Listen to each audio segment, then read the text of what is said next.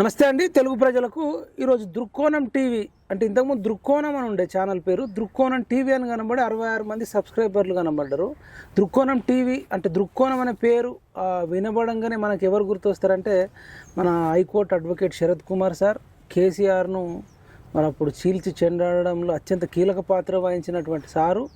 Even government లీడర్గా పనిచేసి ఇంకా టైం ఉన్నప్పుడే మరి అప్పుడు వాళ్ళు కొన్ని సంతకాలు కొన్ని దగ్గరలో పెట్టడం, లేదంటే ఓడిపోమని చెప్పడం, కోర్టు కేసులు ప్రభుత్వం తరపున ఇట్లాంటివన్నీ విసిగి వేసారిపోయి ఇచ్చి ఇక నేను ఈ టైంలో ఇంకా వీళ్ళు ఇట్లా చేస్తే నేను చేయలేనని చెప్పి రాజీనామా పత్రం వాళ్ళ ముఖం మీద పడేసి వచ్చి మాలాంటి వాళ్ళందరికీ కూడా ఈవెన్ పిఎంఆర్ టీవీ ఛానల్కు ఈ తెలంగాణ నిరుద్యోగ రక్షణ చేసి పెట్టిన తర్వాత కూడా దానికి స్టార్టింగ్లో వచ్చి మేము రాష్ట్రం అంతా తిరగడానికి అన్ని రకాలుగా సాయం చేసి ఈవెన్ ఆర్థికంగా కూడా మనకు సారు చాలా సాయం చేసిండు. తర్వాత నాకే కాదు కళాకారులకు చాలామందికి చేసిర్రు. మీరు లైవ్లోనే అప్పట్లో చూసిర్రు. లింగంపల్లి నరేష్కి కానీ, వైనాల రమేష్కి కానీ, ఇంకా వరంగల్లో ఒక అబ్బాయి ఒక పేద ఒక ఎస్సీ బిడ్డ ఒక మంచి పాట విని లైవ్లోనే చేయడము. ఇంకా అనేక మంది, ఇప్పుడు పెద్దపల్లి రాజన్న అని ఉంటాడు ఒక మంచి కవి, అతనికి కావచ్చు. నాకు తెలిసిన వాళ్ళ గురించి చెప్తున్నా, నాకు కొంత అవగాహన ఉన్న మటుకు ఈవెన్ సుఖరామ్ నర్సాయి లాంటి వాళ్ళకి కూడా ఏదైనా అడిగితే మంచిగా కొంత అట్లా అనేక మందికి ఇట్లా చెప్పేటి కొన్ని ఇంకా చెప్పని చాలా ఉన్నాయి. ఇట్లా చేసే సారు వీళ్ళు ఒక వీడియో చూస్తే నాకు షాకింగ్ అనిపించింది. అదేంటనంటే దృక్కోణం ఛానల్ను ఎవరో హ్యాక్ చేసిరు అన్నట్టు, అది చాలా ఇబ్బంది పెడుతున్నట్టు, సార్ కొంచెం డల్లుగా మాట్లాడినట్టు నాకు అనిపించింది. సరే ఏంది మరి విషయం అని అడుగుదామని చెప్పేసి ఉస్మాన్ యూనివర్సిటీకి రమ్మంటే సార్ వచ్చిండు. ఇటు పని మీద వచ్చినప్పుడు ఇక్కడ ఉస్మాన్ యూనివర్సిటీలో మన సరస్వతి టెంపుల్ దగ్గర ఉన్నాం మనం. సార్ మనతో పాటు ఉన్నాడు అడ్వకేట్ శరత్ సార్. సార్ నమస్తే. సార్ మీ నుంచి మీరు అంత డల్ అయింది నేను ఈ మధ్యకాలంలో ఈ 1 yearలో అయితే ఎప్పుడు చూడలేదు. డల్ అని ఏం కాదు కానీ కొంచెం వాయిస్లో కొంత ఏమిటేందంటే నాకు నేను నమ్ముకున్న వాళ్ళకి మధ్య ఉన్న ఈ కాంటాక్ట్ తెగిపోవడం అనేది. ఇప్పుడు మన ఆప్తుల నుంచి దూరం అయితే కొంత బాధాకరమైన ఇది అదృష్టము దురదృష్టము. నా ఒక కొడుకు పోయిన తర్వాత, వాడి మరణం తర్వాత ఇక సమాజమే నాకు ఒక ఫ్రెండ్ అన్న యాంగిల్లో వచ్చిన, మీకు తెలుసు దుఃఖంలో కూడా బాధలో కూడా ఎప్పుడో దాన్ని ఒక పక్కకు పెట్టేసేసి సరిగా rest of the life will work for the society అన్న ఒక యాంగిల్లో పనిచేస్తూ వచ్చినాను కొంత రకరకాల స్టేజెస్లో. తర్వాత నేను పాత జర్నలిస్ట్ అవ్వడం వల్ల, ఎక్స్ జర్నలిస్ట్ అవ్వడం వల్ల, నాకు అందులో అభిరుచి ఉండడం వల్ల నేను ఒక ఛానల్ పెట్టుకోవడము, నా ఛానల్కి నేను అంటే ఏ పార్టీతో సంబంధం లేకుండా ఒక ఆలోచన సరళి అనే పేరు స్ఫురించేలాగా దృక్కోణం అని పెట్టుకోవడం, దాని మీద కొంత వివాదం. అంటే ఇది చాలా సంస్కృత పదము, ఇది అందరికి అర్థమవుతుందా అదా ఇదా అని అన్నారు. ఆ తర్వాత అది చాలా జనాభాలోకి పోయింది, బాగానే షైన్ అవుతూ వచ్చింది. మొత్తానికి చాలామంది ఆశీర్వదించినారు. ఎంతోమంది అసలు దేశ విదేశాల్లో ఉన్నవాళ్ళు కూడా, యుఎస్ నుంచి, కెనడా నుంచి, మీకు తెలుసు ఆస్ట్రేలియా నుంచి, రకరకాల కంట్రీస్ నుంచి మనకు చాలా అప్రిషియేషన్ వచ్చింది. చాలా ఎక్కువ హై ఇన్ఫ్లుయెన్సర్ అనే ఒక పేరు ప్రఖ్యాతులు వచ్చినాయి. ముఖ్యంగా రేవంత్ రెడ్డి పరిపాలనా విధానాన్ని ఎట్లుంటుంది అనేది రాబోయే ఒక 2 నెలల తర్వాత, నెల రోజుల తర్వాత ఏం జరుగుతుందో అది చెప్పడం మొదలెట్టిన తర్వాత దేశ రాజకీయాల మీద విశ్లేషణలు కానీ చూసి చాలా మంది మెచ్చుకున్నారు. సో ఇట్లా సబ్స్క్రైబర్స్ వైరల్ అయినా చాలా బాగా జరుగుతుండే. సో ఈ దశలో కక్ష కట్టి ఇప్పుడు ప్రాబ్లం ఏంటంటే మన వాళ్ళే మనకు ద్రోహం చేస్తే ఎంత బాధ అవుతుంది అనేది ఒక ఆలోచన సరళి. అంటే నాకు తెలిసిన వ్యక్తి ద్వారానే ఇది జరిగింది అనేటువంటి విషయం సైబర్ పోలీసులు చెప్పినారు. సరే ఇట్లా ఇంకా క్లారిఫికేషన్ అంటే దాన్ని మొత్తం క్లారిటీ రాకుండా మనం ఎవరి గురించి మాట్లాడాల్సిన అవసరం లేదు. కాకపోతే ఏంటంటే నేను ఏ ఛానల్కి పోటీగా ఎన్నడూ ఉండలేదు. ప్రతి ఛానల్ని నా అన్నదమ్ములాగా, నాకంటే చిన్నవాళ్ళు, మీరు అభివృద్ధిలోకి రావాలా అని అందరికీ సహకరించిన వ్యక్తిని నా మీద ఇంత కక్ష కట్టి ఇట్లా చేస్తారా అనేది నాకు అర్థం కాలే. సరే దాని తర్వాత ఏమైంది, ఛానల్ రాకపోతే మా ఆఫీసర్ ఒకతను ఫోన్ చేసినాడు, మా సైబర్ క్రైమ్స్కి సంబంధించిన అతనే. సార్ ఈరోజు మీ ఛానల్ రాలేదేంటి సార్ అని అన్నాడు. అసలు మొత్తం ఏం కనబడట్లేదు అని అంటే అప్పుడు నేను అలర్ట్ అయ్యి అన్నీ చూసుకుంటే ఇంక్లూడింగ్ నా ఈ మెయిల్తో సహా హ్యాక్ చేసినారు. ఇప్పుడు వాళ్ళు నాకు మెయిల్ ఐడి లేదు. అదే కదా. అయితే ఈ మెయిల్ ఐడితో సహా ఇదంతా హ్యాక్ చేసేసి మొత్తం పాత వీడియోలు అన్ని మెయిల్ ఐడి చేయడం అంటే మీరు చాలా డేంజర్ జోన్లు ఉన్నట్టు. చాలా అసలు మీ మెయిల్ ఐడి నుంచి ఏదన్నా ఒకటి పంపిర్రు అనుకోండి ఎవరికన్నా, అదే కదా మీరు దానికి రెస్పాన్సిబిలిటీ ఉండాల్సి వస్తుంది. అదే కదా, అదే ఒకటి. ఇంకోటి ఏంటంటే అసలు మొత్తం పాత వీడియోలు అన్ని డిలీట్ చేసేసి మొత్తానికి ఒక శూన్యాన్ని నా ముందు ఉంచినారు. సరే కాకపోతే వీడియో కూడా డిలీట్ చేసిరా? అన్నీ డిలీట్ చేసినారు. చేసిన తర్వాత మరి ఏమైనా యూట్యూబ్ ఛానల్ ఏమైనా చేసిందా? యూట్యూబ్ ఛానల్ మీకు ఇన్ఫర్మేషన్ ఇవ్వకుండా చేయరు, ఏది చేయరు. ఇంకోటి ఏంటంటే యూట్యూబ్ ఛానల్ ఎప్పుడు కూడా మన మెయిల్ ఐడితో ఇంటర్ఫియర్ కాదు. తర్వాత రెండోది YouTube channel will notify us ఏదన్నా సపోజ్ పొరపాటు అదో ఇదో జరిగితే no this is against our policy. అది ఎందుకంటే కొంతమంది ఒకతను లింగారెడ్డి అనే ఒకతను ఇంకొక ఆయనే ఒకళ్ళిద్దరు నా ఛానల్ గురించి చాలాసార్లు కంప్లైంట్ ఇచ్చినారు యూట్యూబ్కి, ఇది ఏదో కాపీరైట్ ఉన్న మ్యాటర్ అని లేకపోతే ఇంకేదైనా అని.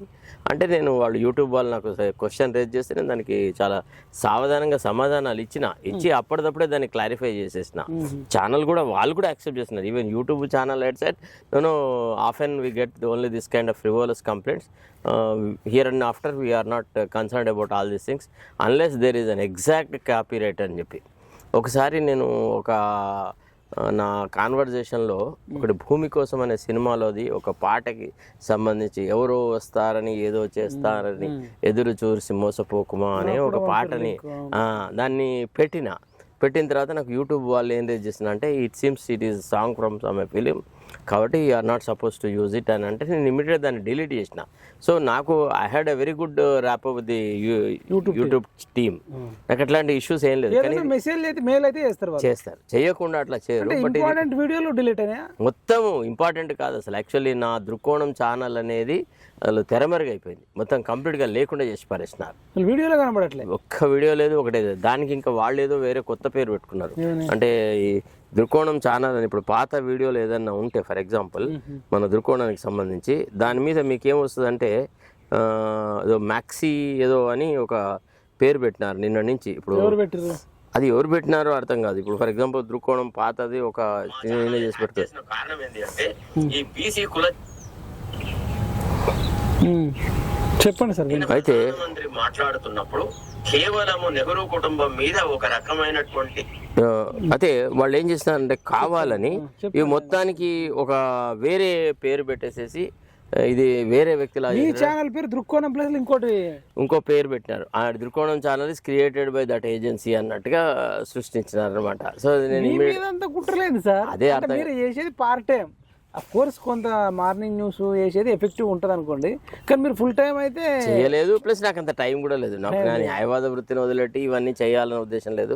సరే ఏది ఏమైనా కానీ నాకు మళ్ళీ వితిన్ 24 అవర్స్లో నేను మళ్ళీ దృక్కోణం టీవీ అనే సేమ్ అదే దాంతో మళ్ళీ ఇంకొక ఛానల్ క్రియేట్ చేసి ఈరోజు ప్రోగ్రామ్ కూడా చేసినాను నేను. ఈరోజు యాక్చువల్లీ చాలామంది చాలా ఒక ట్రెమండస్ రెస్పాన్స్ వచ్చింది. ఈ ఛానల్కి ఇట్లా చేసినారట అని అన్నప్పుడు వాళ్ళు they felt very sad and many of them have identified ఎవరు చేసి ఉంటారు అనే దాని మీద గెస్ వర్క్ కూడా చేసినారు. సరే ఇది పోలీస్ ఇన్వెస్టిగేషన్లో ఉన్నది కాబట్టి ఈ దశలో ఏమో వాళ్ళు చెప్పినారు ఒక 4-5 డేస్లో మేము స్పష్టత ఇచ్చే కాదు అసలు ఎవడు హ్యాక్ చేసినాడు ఏ ఉద్దేశాలతో చేసినాడు కేసు పెట్టాల్సిందే.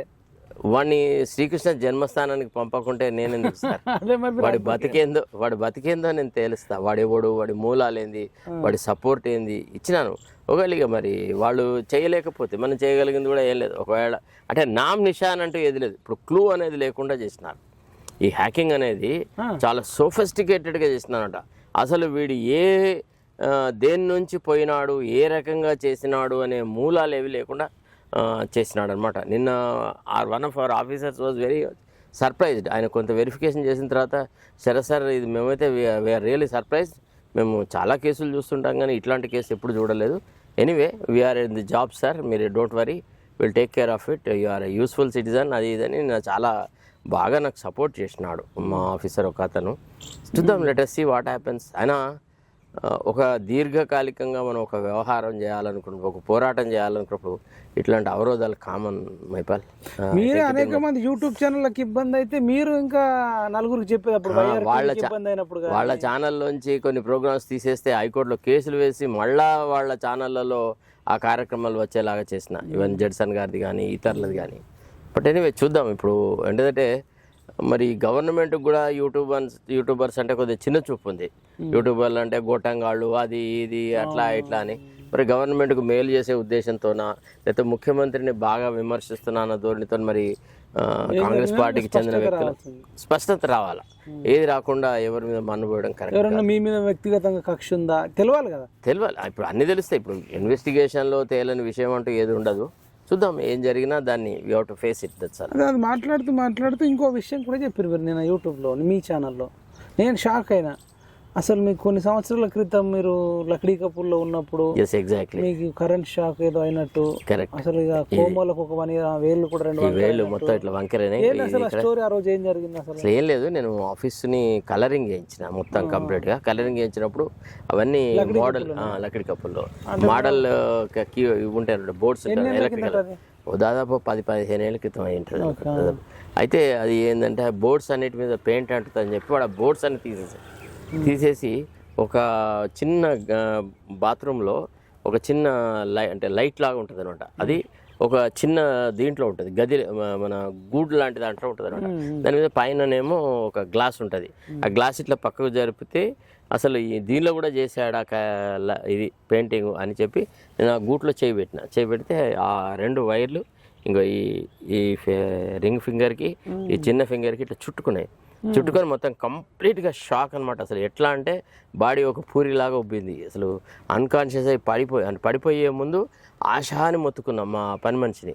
ఆమె పని చేసుకుంటుంటే దన్నుమని వచ్చింది. నేను ఇట్లా విలవిల కొట్టుకోవడం చూసేసి మాకు ఒక మాస్టర్ స్విచ్ ఉంటుంది, అది ఆఫ్ చేస్తే ఫ్రిడ్జ్ తప్ప మిగతా అన్ని ఆగిపోతాయి అనమాట. దన్నుమని వచ్చేసి అది ఆఫ్ చేసింది అనమాట. ఆఫ్ చేసి అది నన్ను ఇట్లా విసిరేసింది కమ్మోటి మీద. ఇక్కడ ఈ నడుముకు ఒక చిన్న హెయిర్ లైన్.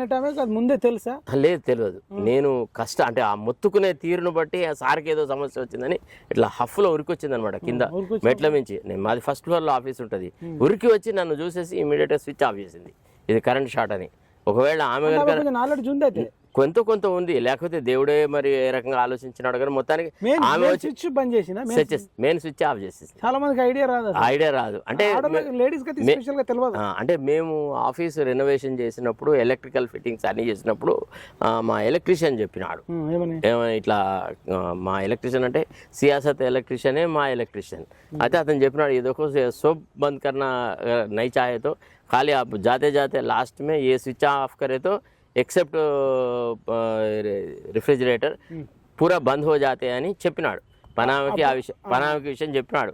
రోజు ఒకవేళ సార్ మర్చిపోయినా కానీ నువ్వు ఈ పని చేయాలా అని. సో ఆమెకి ఆ ఒక్కటి మాత్రం తెలుసు. దన్ను మనం ఏం చేసింది, ఆ స్విచ్ని ఆఫ్ చేసేసింది. చేయడంతో నేను ప్రావిడెన్షియల్ సేవ్డ్ అనమాట. దాదాపుగా నేను ఒక 3-4 నెలలు చాలా కష్టపడ్డా. నన్ను అంటే ఒక హోల్ డే ఇంటెన్సివ్ కేర్ యూనిట్లో ఉంచినారు. అంటే ఆల్మోస్ట్ ఇది పునర్జన్మ అనుకోవాలి. అంటే నేను మృత్యు ముఖంలోకి పోయి అసలు మృత్యు తలుపు తట్టి బయటకు వచ్చినా అని చెప్పొచ్చు. సో ఎప్పుడు చెప్పలే, ఎవరికి అవసరం లేదు, నా వ్యక్తిగతమైన విషయాలు అవసరం లేదు అన్నట్టు. అందుకే నేను ఎప్పుడు పబ్లిక్లో ఎవరి దగ్గర పోయి హోటళ్ళలో అక్కడిక్కడ భోజనం చేయాలన్నప్పుడు నేను స్పూన్తో తింటాను. ఎందుకంటే నా ఈ వేళ్ల నుంచి జారిపోతుంది భోజనం. సో నేను తినేటప్పుడు కూడా కొంత అంటే ఇది కనపడుతుంది, ఆ లోపం అనేది కనపడుతుంది అన్నమాట. So that's why normally I don't enjoy all that. So ఇది నా లైఫ్కి సంబంధించిన. అందుకే నేను పట్టించుకోలేదు.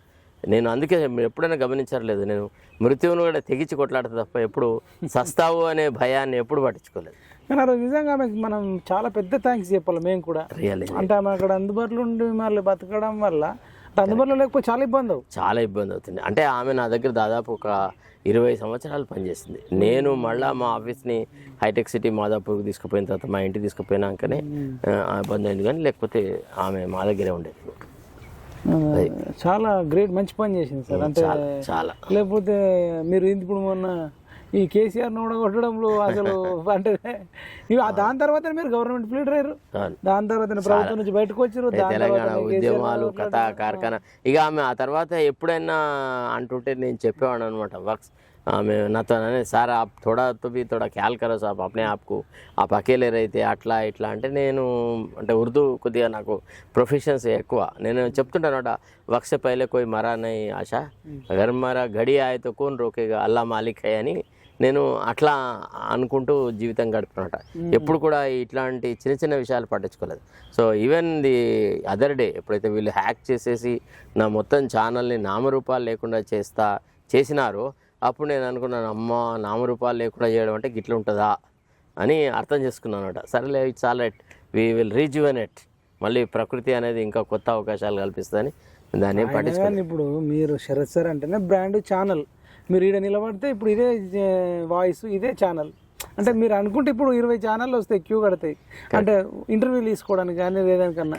మీకున్న బిజీ టైంలోనే ఇప్పుడు మనకే ఇంటర్వ్యూగా చాలా రోజులు అవుతుంది, అంటే బిజీ ఉండి మీరు పొద్దున ఏంటంటే ఇంట్లోనే కాబట్టి మీరు మాట్లాడే వెళ్ళిపోతారు. అది ఎందుకుంటే ఏంటంటే దానికి ఆ ఛానల్ క్రియేషన్కి మా బాబు కారణం. మా బాబు పేరు మీద ఆ ఛానల్ అది అతను చేసినాడు కాబట్టి అతని కార్యక్రమాన్ని సగంలో ఆపొద్దు, అట్లనన్నా నేను మా బాబుని రోజు తలుచుకుంటూ ఉండొచ్చు అన్న ఒక ఆకాంక్షలో దాన్ని ఆ రకంగా ప్రజాసేవకు మాత్రం ఉపయోగించాలి. అందుకే నేను ఎవరి దగ్గర చిల్లి పైసలు తీసుకోలేదు, ఎవరిని సబ్స్క్రైబ్ చేసుకోమని లైక్ చేసుకోమని ఎన్నడూ అడగలేదు, అసలు ఆ టాపికే రాకుండా. కానీ ఇప్పుడు మరి సబ్స్క్రైబర్స్ అంతా ఫీల్ అవుతుంటారు కదా నోటిఫికేషన్ రావట్లేదని. ఇప్పుడు చూడండి, ఒకటి క్రమక్రమంగా తెలుసుకుంటారు. ఇప్పుడు కొంతమంది చాలా మంది దాదాపు నిన్న నుంచి నోటిఫికేషన్ వెళ్ళదు, సరే కొందరికి తెలియవచ్చు, చాలా మంది తెలియదు. నిన్న నుంచి చాలా మంది కాంటాక్ట్లోకి వస్తున్నారు, నా వాట్సాప్ నెంబర్కి మెసేజ్లు పెడుతున్నారు, కొందరు నాతో మాట్లాడుతున్నారు. వాళ్ళు కొందరేమో మేము అన్నీ చేస్తాం సార్ అంటే ఈ ఛానల్ని కొద్దిగా ఇంప్రూవ్ చేయడానికి కొంతమంది ఉపయోగపడ్డారు నాకు. వాళ్ళకి ఈ విషయం తెలిసిన తర్వాత వాళ్ళే అన్నారు అనమాట, సార్ అదెంతసేపు సార్, మళ్ళీ మిమ్మల్ని ఏ స్థాయిలో ఉండిరో అంతకంటే డబుల్ స్థాయికి తీసుకెళ్తాం. ఇప్పుడు it is not a fight between you and him, it is a fight between us and them, we will see sir, ఎన్నిసార్లు హ్యాక్ చేస్తారో చేయండి, మేము ఇంకా సేఫెస్ట్ మెకానిజంలో చేస్తామని చెప్పి వాళ్ళు ట్రై చేస్తూ ఉన్నారు. చూడాలి ఏం జరుగుతుందో. సార్ ఇది ఒకటి ఇన్కమ్ ట్యాక్స్ గురించి 12,75,000 ఇస్తున్నామంటే ఇది గవర్నమెంట్ టీచర్లకు కానీ ఐటీ ఎంప్లాయీస్కి కానీ ప్రైవేట్ ఎంప్లాయీస్కి కానీ ఏమన్నా హెల్ప్ అవుతుందా సార్? ఎట్లా ఉంది అంటే ఇప్పుడు వాళ్ళ పే స్కేల్స్ని బట్టి ఇప్పుడు 12,75,000 వరకు యాన్యువల్ ఇన్కమ్ వార్షిక ఆదాయం ఉన్న వాళ్ళకి మాత్రమే ఇది వర్తిస్తుంది, అంతకంటే ఎక్కువ ఉన్న వాళ్ళకి వర్తించదు. కాబట్టి ఇది నా దృష్టిలో అసలు యాక్చువల్లీ ఒక 25 లక్షల వరకు చేస్తే ఆర్థిక అభివృద్ధి బాగుంటుంది. అంటే ఎకనామిక్స్ తెలిసిన వాళ్ళకి కొన్ని విషయాలు గ్రహించాలి. అదేమంటే the purchasing power of a man should be increased అనమాట. ఎకనామిక్స్లో ఫండమెంటల్ ప్రిన్సిపల్ ఏంటంటే people should be endowed with money. మీ దగ్గర డబ్బు ఉందనుకోండి, మీరు డబ్బు పట్టుకొని పాకిస్తాన్లోనో బంగ్లాదేశ్లోనో పారేయరు. మీరే ఒక వస్తువు కొనుక్కుంటారు, ఇంటికి ఒక వస్తువు కొంటారు, గృహోపయోగకరమైనది, లేదా బట్టలు కొనుక్కుంటారు, లేకపోతే ఇంకేదైనా కొనుక్కుంటారు. ఏది లేకుంటే బ్యాంకులు వేస్తారు. సో ప్రజల చేతిలో ఉన్న డబ్బు ఎప్పుడు కూడా ప్రభుత్వం చేతిలోనే ఉంటుంది అన్నమాట. It is an additional facet to the ఎక్సెకర్.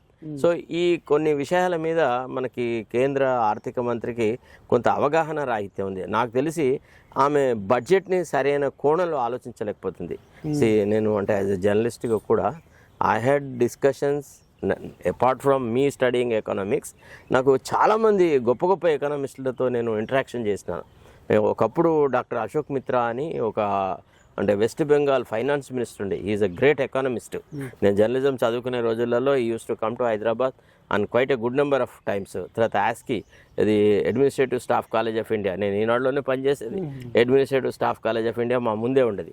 చాలామంది అర్థశాస్త్రవేత్తలతో వాళ్ళతో వీళ్ళతో మాట్లాడిన అనుభవంతో తర్వాత జరిగిన వ్యవహారాలు చూసి మళ్ళీ ఇటీవల రంగరాజన్ కూడా అది ఆర్బీఐ గవర్నర్, ఆయన కూడా ఈ ఆర్థికమైనటువంటి నీతిలో ఒక చాలా లోపభూయిష్టంగా ఉంది మోడీ ప్రభుత్వంలో. ఇది కొంత పీపుల్స్ ఓరియంటెడ్ లాగా జరగాలి. సార్ ఇన్కమ్ ట్యాక్స్ విషయంలో అయితే గత 10 ఏళ్ల కిందట అయితే 2.5-3 లక్షల లోపు అప్పటి ద్రవ్యోల్బణము ఇప్పటి ద్రవ్యోల్బణం పోల్చుకోవాలి కదా. అప్పుడు బంగారం ధర ఎంత ఉండేది, ఇప్పుడు ఎంత ధర ఉంది.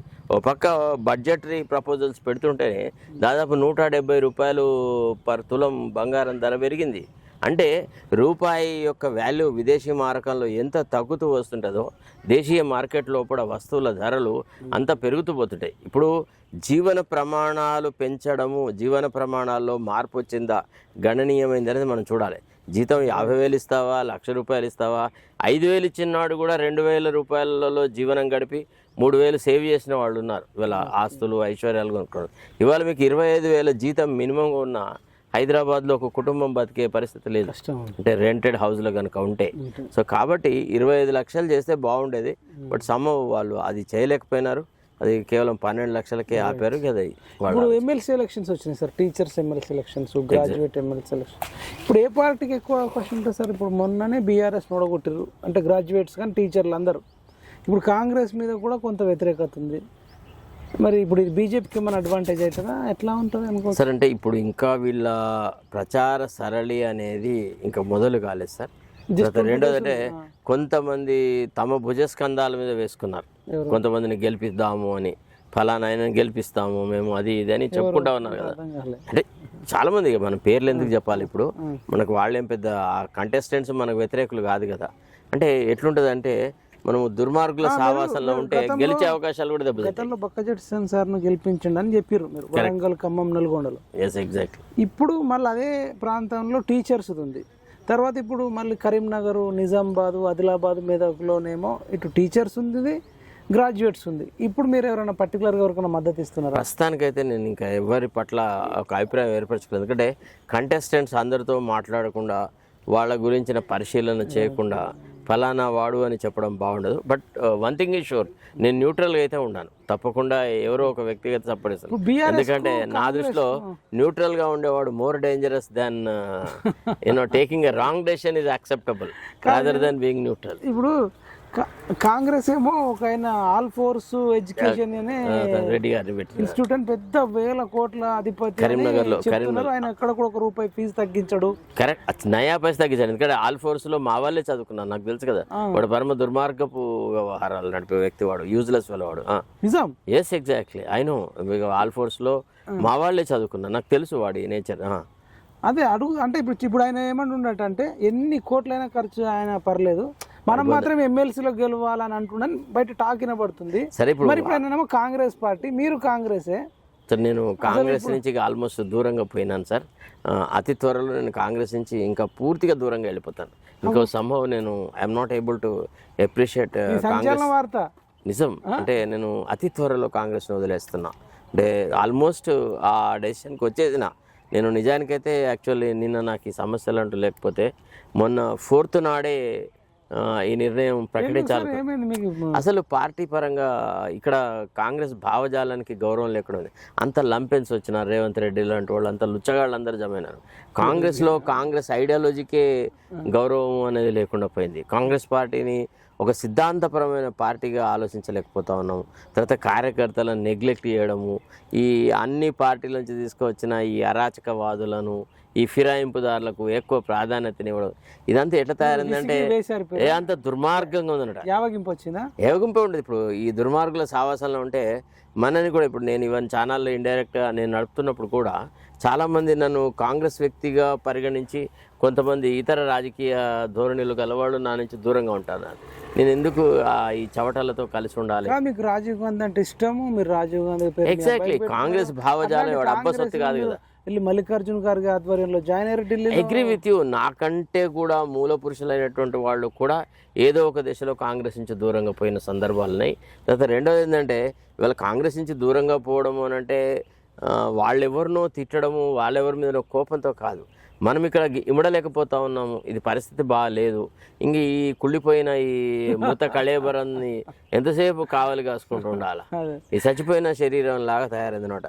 రాను రాను ఎట్లా తయారవుతుంది పార్టీ అంటే సర్వనాశనం దారితీస్తుంది. ఇవాళ ఖరాఖండితంగా ఇప్పుడు కాంగ్రెస్కి ఇంతమంది ఎమ్మెల్యేలు ఉన్నారు కదా, నేను నా నియోజకవర్గంలో మళ్ళీ రాజీనామా చేసి గెలవగలను అని తొడగొట్టి చెప్పేవాడు ఒక్కళ్ళేడు.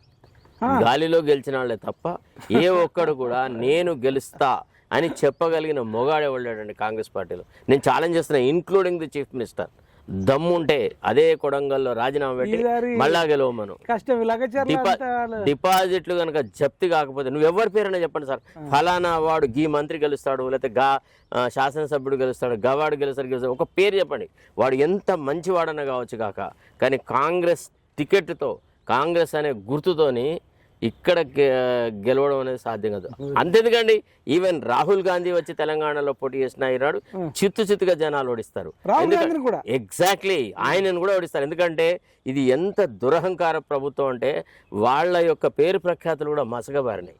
ఇవాళ ఎంత బాధాకరమైన విషయం అంటే, ప్రజలు ఏది ఆశించినారు, ఏం చేస్తారు, అరే అంతకంటే మంచి వ్యవస్థ ఇస్తానని మాట ఇచ్చి వాగ్దానం చేసి ప్రజలను నమ్మించి అంతకంటే దుర్మార్గ పాలన తీసుకొస్తే ప్రజలు ఎందుకు కూరుకుంటారు? ఇవాళ మొన్న మీరు కుల జనగణన అప్పుడు చూసినారు, ఆఫీసర్లు పోతే ఎట్లా ఎదురు తిరిగినారు, అసలు ఇళ్లలోకి రానిచ్చినారా?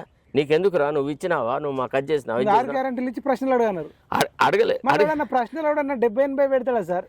అది కులగణన అన్నప్పుడు 10-5 సార్. కులగణన మీద రేవంత్ రెడ్డికి చిత్తశుద్ధి లేదు, కుల జనగణన అతను జరపడని మొట్టమొదట మొత్తుకుంది నేను. అసలు యాక్చువల్లీ ఇంకొక ఆయన నాకు చెప్పిన కారణం ఏంటి అంటే, కుల జనగణన మీద మొట్టమొదట వ్యతిరేకించిన వ్యక్తి మీరు.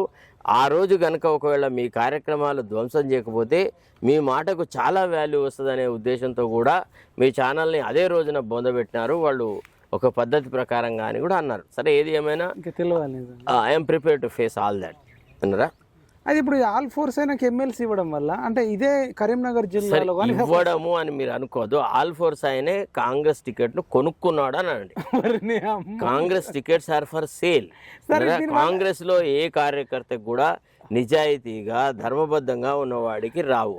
దాంట్లో ఫస్ట్ ఆఫ్ ఆల్ డబ్బున్నా కానీ వాడు మళ్ళా రేవంత్ రెడ్డి కులపోడే కావాలా, వేరే వాడికి అక్కడ ఛాన్సే లేదు. మీకు బీసీలు, ఎస్సీలు, ఎస్టీలు ఒకవేళ కనుక వాళ్ళకేమైనా భ్రమలు ఉంటే, అంటే కాంగ్రెస్ పార్టీతో మాకేదన్నా న్యాయం జరుగుతున్నటువంటి భ్రమలు ఉంటే వాళ్ళందరినీ ఆ భ్రమలోంచి బయటికి రండి, లాభం లేదు. ఇది ఏ రకమైన బలహీన వర్గాల వాళ్ళకు ఉపయోగపడే పార్టీ కాదు. ఇప్పుడున్న కాంగ్రెస్ యొక్క అధినాయకత్వం అనేది ఒకటి కంటే ఒకటి దుర్మార్గుడు సార్, ఒక్కడికంటే ఒకడు. మీకు విషయం చెప్పాలి, అసలు ఆ పిసిసి అధ్యక్షుడు అనే అతనికే బీసీల పట్ల చిత్తశుద్ధి లేదు. ఆ పొన్నం ప్రభాకర్ అయితే వ్యక్తిగత స్వార్థం, ఆయన అన్నకో పోస్టు, వీళ్ళందరూ పోస్టులు పంచుకోవడం సార్ లిటరల్గా. ఇది ఎట్లా తయారైందంటే ఆక్షన్స్ అంటారు అయింది అనమాట. అంటే కాంగ్రెస్ టికెట్ అనగానే ఇట్ ఈస్ పుట్ ఆక్షన్, ఎవడు ఎక్కువ డబ్బులు ఇస్తే వాడు. నాకు విచిత్రం అనిపిస్తుంది ఏంటంటే సార్, కరీంనగర్లో కానీ, ఉమ్మడి కరీంనగర్లో కానీ, ఉమ్మడి ఆదిలాబాద్లో కానీ, ఉమ్మడి నిజామాబాద్లో కానీ, ఉమ్మడి మెదక్లో కానీ పార్టీ కోసం పనిచేసిన కార్యకర్తలు లేరాళ్ళు. అంటే ఇప్పుడు ఈయన మహేందర్ రెడ్డికి ఇస్తారు కదా, ఆల్ ఫోర్స్ ఇన్స్టిట్యూషన్ నరేందర్ రెడ్డికి ఇస్తారు కదా. నరేందర్ రెడ్డి కంటే యోగ్యుడు, నరేందర్ రెడ్డి కంటే ఎక్కువ కష్టపడ్డాడు. అసలు 4 జిల్లాలలో ఒక్క మనిషి లేడా? నాకు ఆయన పేరు డౌట్, ఆయన పేరు రమేష్ రెడ్డి నరేందర్ రెడ్డి అనేది డౌట్ ఉంది. అయితే విషయం ఏంటంటే, మీరు వాడికి ఇచ్చి రేవంత్ రెడ్డి పోయి ప్రచారం చేసినా ఒరిగేది ఏం లేదు సార్, లాభం లేదు. కాంగ్రెస్ టికెట్కి అంత ఏవగింపు. అవును, ఇప్పుడు మీరు పెద్ద మాట అన్నారు, రాహుల్ గాంధీ వచ్చినా నెక్స్ట్ ఓడిపోతాడు అన్నారు. నేను ఛాలెంజ్ చేసి చెప్తున్నాను, రాహుల్ గాంధీ ఓడిపోతాడు అంటే ఇప్పుడు నరేందర్ రెడ్డి పరిస్థితి చాలా దారుణంగా ఉంటుంది. మీరు చూడండి, రేపు ఆయన ఎంత డబ్బు ఖర్చు పెట్టినా కానీ గోదాట్లో వచ్చిన పన్నీరే, అంటే ఏ రకంగా ఉపయోగపడదు. అది ఆయనకి ఏ రకంగా కూడా ఆయన గెలిచేటువంటి అవకాశాలు లేవు. ఇక ఆయనకు వేరే వేరే రాష్ట్రాలలో కూడా ఇన్స్టిట్యూషన్స్ ఉన్నాయి, కరీంనగర్లు ఉన్నాయి. అంటే ఏ రాష్ట్రాల్లో ఏ ఇన్స్టిట్యూషన్లో బీద ప్రజలకి లేకపోతే బలహీన వర్గాల వాళ్ళకి, ఎస్సీలకి, ఎస్టీలకి 4 సీట్లు ఇచ్చినాడు. నేను నా సొంతగా నా వ్యక్తిగత అనుభవం నేను చెప్తున్నాను కదా, వాడు ఎంత కమర్షియల్ బాస్టర్డ్ అంటే రియల్లీ హోప్లెస్ ఫెలో. వాడికి ఎవడండి ఓట్లు వేసేది? ఒకవేళ ఎవరైనా ఈ గ్రాడ్యుయేట్లు వాళ్ళు వీళ్ళు కనుక ఓటు వేస్తే ఆ ఓటు పట్టుకుపోయి మోరీలో వేయమని చెప్తా. అంతేగాని కాంగ్రెస్ అభ్యర్థికి ఓటు వేయడము అనేది చాలా చాలా దారుణం. గ్రాడ్యుయేట్లకు కనుక సిగ్గు, మానము, ఇజ్జత్ లేకుండా పోతే, వ్యక్తిత్వం లేకపోతే, సమాజం పట్ల రవ్వంతా కూడా గౌరవం లేకపోతే వాళ్ళు కాంగ్రెస్ అభ్యర్థికి ఓటు వేయాలి. కాంగ్రెస్ అభ్యర్థి ఇప్పుడు నరేందర్ రెడ్డి వాడు ఎవడైనా కానీ మంచి క్యాండిడేట్ ఇచ్చింటే ఎవరికి ఇయ్యరండి. వాళ్ళు కాంగ్రెస్ లో మంచి అభ్యర్థి రావడం అనేది చాలా పొరపాటు. అసలు జీవన్ రెడ్డి లాంటి వ్యక్తి నేను కంటెస్ట్ చేయని ఎందుకన్నాడు అంటే, రేవంత్ రెడ్డి మళ్ళీ నిలబెట్టి మళ్ళీ ఓడగొట్టేసేసి నువ్వు ఎందుకు కొరగాని కరివేపాకు అని ప్రూవ్ చేశాడు. దాదాపుగా ఒక నెల రోజుల క్రితమే నేను జీవన్ రెడ్డి గారికి మా ఛానల్ ద్వారా అడ్వైజ్ ఇచ్చిన, కాంగ్రెస్ పార్టీ టికెట్ ఇస్తా అన్నా మీలాంటి పెద్ద మనుషులు కంటెస్ట్ చేయొద్దు, మిమ్మల్ని సర్వనాశనం చేయడానికి రేవంత్ రెడ్డి రాజకీయం చేసినాడు. పార్లమెంట్ ఎలక్షన్స్ అప్పుడు ఏమన్నాడు, జీవన్ రెడ్డిని కనుక ఒకవేళ నిజామాబాద్లో గెలిపిస్తే కేంద్ర వ్యవసాయ శాఖ మంత్రి చేస్తాము అని అన్నాడా? మరి తర్వాత జరిగిన ఎన్నికలలో మనం ఎప్పుడైతే రాష్ట్రంలో ఉన్నామో రాష్ట్రంలో మంత్రివర్గంలో ఆయనకు స్థానం ఇవ్వచ్చు, ఆయన ఎమ్మెల్సీ, ఆయనకు అగ్రికల్చర్ మినిస్ట్రీ ఇవ్వచ్చు. ఖాళీగా ఉన్నాయి. ఖాళీ అది కాదు, ఇంకో విషయం చెప్పానా, పూర్తిగా కాంగ్రెస్ భావజాలానికి వ్యతిరేకంగా పనిచేసిన పోచారం శ్రీనివాసరెడ్డిని బీఆర్ఎస్ నుంచి కాంగ్రెస్లోకి తీసుకొని వచ్చి వ్యవసాయ శాఖ అడ్వైజర్గా పెట్టినాడు. మరి వ్యవసాయ శాఖ ఆయన కంటే అనుభవస్తుడైనటువంటి తుమ్మల నాగేశ్వరరావు చేతిలో ఉంది. అంటే ఇక రేవంత్ రెడ్డి ఎంత కుళ్ళు రాజకీయాలు చేస్తాడంటే ఇక దీనికి ఇంతకంటే గొప్ప నిదర్శనమే ఉండదు. టీచర్స్ ఎమ్మెల్సీలో కూడా ఇప్పుడు నిజామాబాద్, కరీంనగర్, ఆదిలాబాద్, మెదక్లో కూడా టీచర్స్ ఇప్పుడు ఇంతకుముందు చెప్పింది అంతేందుకు సార్, నేను ఒక ఛాలెంజ్ నరేందర్ రెడ్డి ఇప్పుడు ఏదో మహేందర్ రెడ్డికి ఇచ్చిరట, ఆయన విన్నారా మీరు ఎప్పుడన్నా? టీచర్స్ నుంచి ఏమో మహేందర్ రెడ్డి, గ్రాడ్యుయేట్స్ నుంచి ఏమో నరేందర్ రెడ్డి కావచ్చు. ఈ మహేందర్ రెడ్డి గురించి ఎట్లా అంటే నాకు ఇంతవరకు ఐడియా లేదు. నేను ఒక విషయం చెప్తున్నానండి, రేవంత్ రెడ్డికి తన పాలన మీద అంత నమ్మకం ఉంటే ఆయనని కంటెస్ట్ చేయమని ఎమ్మెల్సీగా గెలిస్తే కథం రెఫరెండం అందాం, ఇక పోనీ ఫినిష్, టాపిక్ క్లోజ్ అన్నారా. ఇక ఆయన మీద ఎవడు విమర్శ చేసుడు లేదు, ఏది లేదు.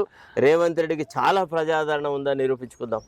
ఓకే, దమ్ముంటే రేవంత్ రెడ్డిని వట్టిగా ఆ ఎమ్మెల్యేగా ఉంటూ ముఖ్యమంత్రి పదవిలో వండుకుంటూ కూడా మరోసారి కంటెస్ట్ చేయమని చూద్దాం ఏం జరుగుతుందో. మరి మీరు ఇవన్నీ మాట్లాడితే బీజేపీకి ఇవన్నీ ప్లస్ అవుతాయి కదా సరే. ఎవరికి ప్లస్ అవుతుంది అనేది మనకు అవసరం లేదు సార్. ఎవరు ప్రజలకు అనుకూలంగా ఉంటారో, బీద ప్రజల తరఫున మాట్లాడతారో, పేద ప్రజలకు సేవ చేస్తారో వాళ్ళు మనకి ఇష్టం.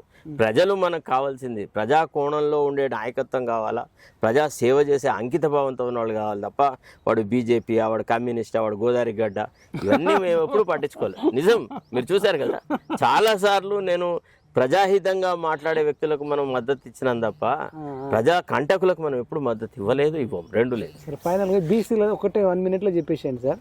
ఆ సర్వే మంచిదే అంటారు, కరెక్టే అంటారు? పరమ దరిద్రం. ఆ survey is a bogus thing. అసలు ఆ సర్వే అనేది చిన్నపిల్లల దొడ్డి తీయడానికి కూడా పనికిరాదు, కాగితపు ముక్క అది. విన్నారా? నేను ఈ విషయం ఇప్పుడు కాదు, ఎప్పుడో చెప్పిన సర్వే అనేది బోగస్, బూటకం. తెలుస్తుందే కదా సార్ అక్కడ జరుగుతున్నటువంటి వ్యవస్థ. సార్ నేను ఒక్కరోజు కదా 2 రోజులు కదా సార్, నేను ఒక 7.5 సంవత్సరాలు ఒక స్పెషల్ గవర్నమెంట్ లీడర్గా ఉన్నాను సార్. నాకు ఎంతమంది అధికారులు తెలుసు, ఎంతమంది వ్యక్తులతో నాకు వ్యక్తిగత పరిచయాలున్నాయి. నాకు అక్కడ ఏమేం జరుగుతుంది అనేది ప్రతి క్షణం వ్యవహారాలు. ఇప్పుడు మీ అసంతృప్తి ఏందన్నట్టు సర్వే రిపోర్ట్ పైన? ఏం లేదు, అసలు ప్రజల దగ్గరికి పోనే లేదు. అసలు బీసీల దగ్గర ఎవరి దగ్గరికి ఎక్కడ పోలేదు. ఏసీ రూములలో కూర్చున్నారు, వాళ్ళకి వాళ్ళే ఫాములు నింపుకున్నారు, వాళ్ళకి వాళ్ళే డిక్లేర్ చేసినారు. ఎంతో కొంత బీసీల జనాభా హయ్యర్ క్యాస్ట్ వాళ్ళకంటే ఎక్కువ ఉండాలి, అబోవ్ 50% చూపెట్టాలని అనుకున్నారు. వీళ్ళే అంకెల గారడీ చేసినారు, ఇది రిపోర్ట్ అని అంటున్నారు. అంతకంటే ఎక్కువ లేదు. అసలు ఈ బీసీ నాయకులకు సిగ్గు ఎగ్గు అంటూ ఉంటే దీన్ని ముక్తఖండంతో నేను ఏనాడైతే చెప్పినానో ఆనాడే వీళ్ళు కనుక మేల్కొని ఉంటే ఈ బోగస్ రిపోర్ట్ రాకపోవు. అంటే ఇప్పుడు బీసీల జనాభా ఎంత ఉండే అవకాశం అంటున్నారు అంచనా? మినిమం 65 to 70% ఉంటుంది సార్ ఈ రాష్ట్రంలో బీసీల జనాభా. అంటే ముస్లింలు కలుపుకొని, ముస్లింలో ఉన్న బీసీలతో కలిపి. Yes, exactly. ఇప్పుడు వీళ్ళు చెప్పింది 56 అంటారు. అది మీరు అనేది ఇంకో 10% ఎక్కువ ఉంటుంది, ఈజీగా ఎక్కువ ఉంటుంది. 10% అయితే ఎటు పోయినా కానీ ఉంటుంది. అంతేందుకు సార్, మీకు ఒక చిన్న ఉదాహరణ చెప్తాను సార్. ఇవాళ బీసీల సంఖ్య మీరు వినండి దయచేసి. బీసీల సంఖ్య ఎంత ఉంది అనే దానికి మనకు కుల జనగణన ఏది అవసరం లేదు. మీరు ఇప్పుడు ఫర్ ఎగ్జాంపుల్ ఏదైనా ఒక పండగ రోజున ఒక దేవాలయానికి పోదాం, ఆ దేవాలయంలో గుమిగూడిన భక్తులలో ఎంతమంది బీసీలు ఉంటారు, ఎంతమంది ఫార్వర్డ్ క్యాస్ట్ వాళ్ళు ఉంటారో చూద్దాం. లేదు కాదు, ఒక వెజిటబుల్ మార్కెట్కి పోదాం, అక్కడ కూరగాయలు అమ్ముకునే చోట ఎంతమంది బీసీలు ఉన్నారు, ఎంతమంది ఎఫ్సి వాళ్ళు ఉన్నారు, ఒకసారి చూద్దాం. లేదంటే గోదావరి స్థానం ఉంది కదా, రేపు శివరాత్రి రోజున ఆ రోజు గోదావరి దగ్గరికి పోదాం, లేకపోతే రాజరాజేశ్వరుని దేవాలయానికి పోదాం. అక్కడ చూస్తే మనకు తెలుస్తుందా సార్, మీరు జన సమూహం ఎక్కడ. అంతెందుకండి, ఉస్మానియా జనరల్ హాస్పిటల్లోకి లేకపోతే గాంధీ హాస్పిటల్లోకి పోదాం సార్, అక్కడ ఉన్న పేషెంట్లలో ఎవరు ఉన్నారు అనేది చూద్దాం. అంటే మీకు ఏం తెలుస్తుంది, మీకు ఒకవేళ ఎఫ్సీలనే దొరికించుకోవాలా అని ఈవెన్ మీరు అపోలో హాస్పిటల్కి పోయినా అక్కడ కూడా మళ్ళీ మీకు బీసీలు ఎక్కువ మంది కనబడతారు. ఎందుకంటే ఆ వార్డు బాయ్లు, నర్సులు, కాంపౌండర్లు వీళ్ళందరూ వాళ్ళే కనబడతారు అన్నమాట. అయితే ఇప్పుడు మొత్తానికి మరి ఎఫ్సీల జనాభా తక్కువ ఉంటుంది అంటారు. 17% చూపిస్తారు, దగ్గర 16.75 అని. చాలా చాలా తక్కువ ఉంటుంది. ఇదంతా ఒక ఫ్రాడ్ అండి. మనం అంటే లెక్క కట్టడం కష్టం. 10-11 అంతే. బిలో 10-12 ఉంటే ఎక్కువ, అంతకంటే ఎక్కువ. తర్వాత ఇది ఫ్రాడ్ సార్. ఇది రేవంత్ రెడ్డి ఆడిన ఒక drama. Basically Revanth Reddy is not interested in favour of caste census. అతని కుల జనగణన అనేది నమ్మకం లేదు. ఆయన రాహుల్ గాంధీ గారు ముందడే చెప్పినాడు, ఏమని? రాహుల్ గాంధీ గారు చెప్పినారు కాబట్టి, మా నాయకుడు చెప్పినాడు కాబట్టి నేను కుల జనగణన ఏడాది తర్వాత చేసినాడు సార్. ఈ పని నువ్వేం చేసినావు? నువ్వు ఏ కార్యక్రమం అమలు చేయలేదు కదా, రాహుల్ గాంధీ గారికి చెప్పిన ఏ మాటకు వెళ్ళలేదు. అంటే ఈయన ప్రతి చోట దాన్ని ఒక అంశంగా చేసి మాట్లాడుతున్నాడు రాహుల్ గాంధీ గారు. ఏది కుల జనగణన అనేది. ఇవాళ పార్లమెంట్ బడ్జెట్ సమావేశంలో కానీ లేకపోతే నిన్న ఆయన ఇచ్చిన ఉపన్యాసాలు కానీ కుల జనగణన, జాతి జనగణన క్యూ జరూరత్ హై అనే విషయం మీద చెప్తున్నాడు. సో ఇక్కడ ఉన్న ముఖ్యమంత్రి అది చేయకుంటే బాగుండదు. తర్వాత ఇంకో విషయం చెప్పాను, ఢిల్లీ ఎన్నికలలో రేవంత్ రెడ్డిని రానికపోవడానికి కారణం కూడా రాహుల్ గాంధీకి ఈ రాష్ట్రంలో జరిగిన కుల జనగణన గురించి పూర్తి అవగాహన ఉంది. ఇది ఒక దరిద్ర పద్ధతిలాగా, ఒక తంతులాగా చేసినాడు. ఇట్లాంటి చెమటను పట్టుకొని పోయి నేను అక్కడ కుల జనగణన గురించి మాట్లాడితే తెలంగాణలో కుల జనగణన ఎట జరిగింది అనేది పెద్ద చర్చ అవుతుంది. దేశ రాజధానిలోనే ఒక పెద్ద చర్చ అయ్యి సర్వనాశనానికి దారితీస్తుందని, తర్వాత 6 గ్యారంటీల అమలు ఇక్కడ జరగలేదనే విషయం మళ్ళా ఇష్యూ అవుతుందని ఇవన్నిటిని గ్రహించి రేవంత్ రెడ్డిని ఎన్నికల బరి నుంచి దూరం పెట్టారు. తర్వాత ఇంకోటి ఏంటంటే రాహుల్ గాంధీకి ఫీలింగ్ ఉందన్నట, ఈడ ఒక ఐరన్ లెగ్ ఉన్నది రేవంత్ రెడ్డి, ఎక్కడికి వచ్చినా ఎక్కడ పోయినా అంతే. ఇప్పుడు ఈయన ప్రచారం చేసి వచ్చిన చోట్ల ప్రతి చోట పార్టీ చాలా నామరూపాలు లేకుండా పోయింది. తర్వాత ఇతని ఆరగెన్స్ని కానీ, ఇతని ల్యాక్ ఆఫ్ కమిట్మెంటు, తర్వాత సైలెంట్గా సీక్రెట్గా ఈయన సీమాంధ్రులతోని చంద్రబాబు నాయుడుతో చేస్తున్నటువంటి ఈ రహస్య సమాలోచనలు ఇవన్నీ పార్టీ హైకమాండ్కి తెలుసు. ఏది ఏమైనా కానీ sir, now Congress is no more a people's party. ప్రజలకి ఓరియంటెడ్గా, ప్రజలకి అనుకూలంగా ఉన్న పార్టీగా కాంగ్రెస్ మనం ఏం చేస్తాం సార్? అట్లా కాదు కదా. ఇప్పుడు నేనే కాదు కదా, నాలాగా నాకంటే ఎక్కువగా డౌట్ ఉన్నాడు కూడా క్లారిఫై పార్టీతో ముడిపడి ఉన్న ఏ వ్యక్తి కూడా ఈనాడు అసలు అసంతృప్తి సంగతి దేవుడరిగి ఉమ్మేస్తున్నారు. ఇట్లుంటుందా కాంగ్రెస్ అని? ఎందుకంటే ఒకప్పటి కాంగ్రెస్ వేరు, ఇప్పటి కాంగ్రెస్ వేరు. మరీ రేవంత్ రెడ్డి వచ్చిన తర్వాత కాంగ్రెస్ అని అంటే ఓన్లీ ఒక దళారుల పార్టీ, ఒక దగుల్బాజుల పార్టీ. నాకు కూడా ఫోన్ చేసి తిడుతున్నారు, రైతు బంధు వస్తలేదు, మీరు కేసీఆర్ ఓడగొట్టారు అందరు కలిసి. ఎగ్జాక్ట్లీ మాకు మీ వల్లనే రైతు బంధు వస్తలేదు అంటున్నారు. కరెక్ట్, అది కరెక్ట్ కదా. ఆ బాధని, ఆ యొక్క బ్లేమ్ని మనం తీసుకోక తప్పదు. నేను అందుకే పబ్లిక్గా అపాలజీ చెప్పిన, ఏమని పొరపాటు పడ్డాం మేము, కాంగ్రెస్ పాలన వస్తే ఏదో మంచి జరుగుతుందని ఆశించి చేసినాం, కానీ కాంగ్రెస్ చాలా విపరీతమైన ప్రవర్తన చేస్తుంది, అందుకే కాంగ్రెస్ నుంచి దూరంగా ఉన్నాను. నేను ఎప్పుడు కూడా పార్టీ కార్యకలాపాలతో ఏ రకంగా ముడిపడలేను, నాకు ఇష్టం కూడా లేకపోయింది. ప్రమాదం ఏంటంటే ఇప్పుడు వీళ్ళ దరిద్రంగా ఉండొచ్చు, కానీ మనం అంత మాత్రాన కేసీఆర్ మళ్ళీ కోరుకోవడం మనకు అవసరమా? ఇంకా బీసీ పార్టీ సార్ క్వశ్చన్ పన్నా సార్, కేసీఆర్ మళ్ళీ రావడం అనేది ఇక అదొక పెద్ద సదూర వ్యవహారం.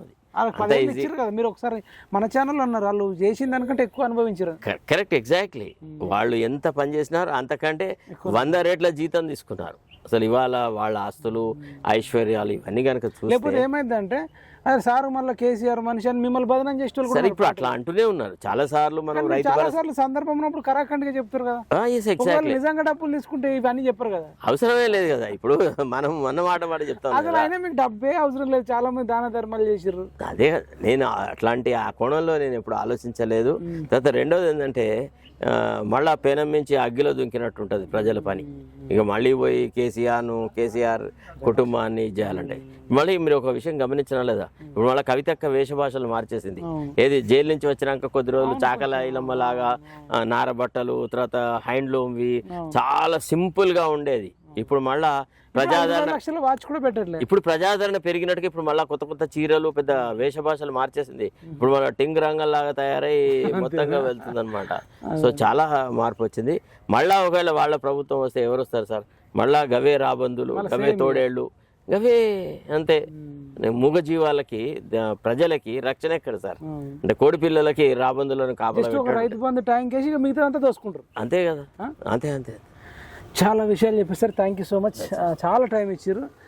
ఇదండి అడ్వకేట్ శరత్ కుమార్ సార్ సంచలన ఇంటర్వ్యూ. దృక్కోణం టీవీ అంటే సార్ అడగడు, సార్ ఎప్పుడు కూడా సబ్స్క్రైబ్ చేయమని, లైక్ చేయమని, కామెంట్ చేయమని ఎప్పుడు అడగలేదు.